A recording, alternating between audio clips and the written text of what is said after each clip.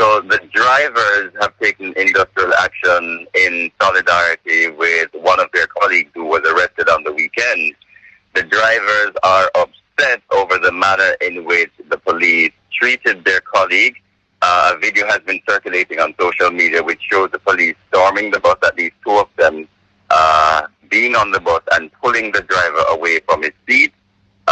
His colleagues are concerned that the police could have treated the matter differently, and as a result of that, they have taken industrial action.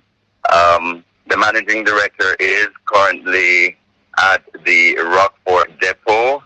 He's been meeting with staff and trade union leaders, and I'm advised as well that members of the police high command are also at the scene. A meeting is now on the way.